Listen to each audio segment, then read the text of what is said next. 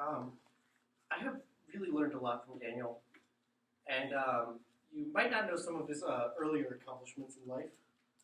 By the age of 8, Daniel accomplished 2 calls to the CDC for ingesting a bottle of bubblegum flavored Motrin and for eating the chemical food we were supposed to feed his pet alien toy, 3 ER visits for stitches in the head, foot, and a third-degree burn, 2 head dives out of the crib, 2 ruined visits to Disney and San Diego with, quite honestly, epic vomit sessions.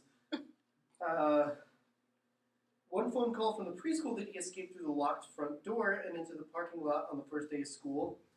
One call also from the preschool that Daniel purposely flooded the preschool bathroom. 1 Lego up the nose. He smooched 2 girls in the first grade. 1 almost house fire when he experimented with putting silly putty on a light bulb. And 1 phone call from the camp counselor alleging that Daniel spoke in epic but simultaneously very horrid profanity that we still hotly contest in the house to this day. To my parents, I'm pretty sure he made me look good. But joking aside, though, Daniel really is my best friend. He's what an inspiration he is to all of us. Now, at the age of 17, when I think of Daniel, I don't just think of these early misadventures. I think of 4 qualities. I think of his great sense of humor, his drive and ambition, his creativity, and his heart of gold. Firstly, his great sense of humor really it never ceases to bring a smile to all of our faces. He has an knack for making any situation very humorous. Most of our family's inside jokes and other assorted pieces of humor originated with Daniel. For instance, Daniel doesn't do organization. Like the Nutty Professor, he can be a bumbling cloud of physical disorganization. He often ridiculously rolls out of the car, phone charger hanging out of his bag, coat inside out, papers dragging all over the sidewalk. Partly by his nature, partly just overly exaggerated just to make my mom laugh. He really never fails to solicit a laughter out of my mother.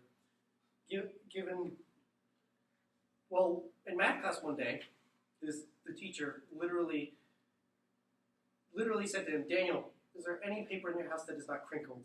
He said, "What? I don't get it," in a deadpan voice. He came to us that evening and told us that, and we really couldn't stop laughing. He didn't get it until later that evening. But given his good, I think that was on purpose, though, to be honest.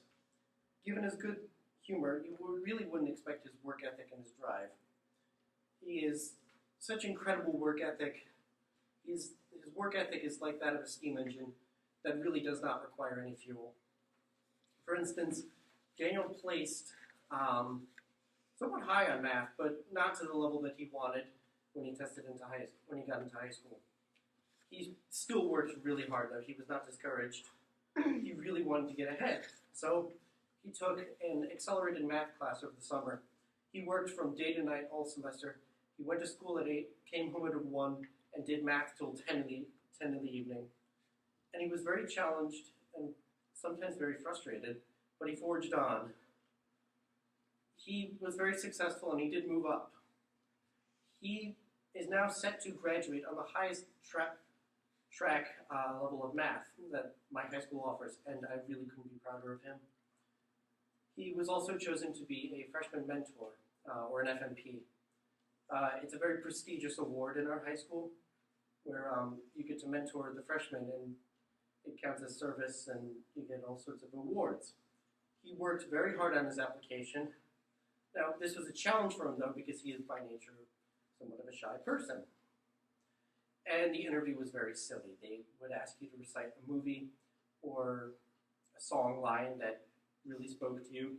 So he did what Daniel does. He rehearsed the SNL skit, "I Threw It on the Ground," and he nailed it. Everybody was rolling on the floor laughing.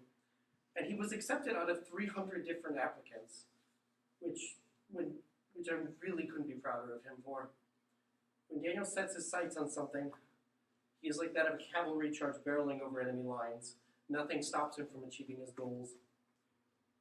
And currently, he is also taking all APs and set to graduate at the top of his class of 1,000 students.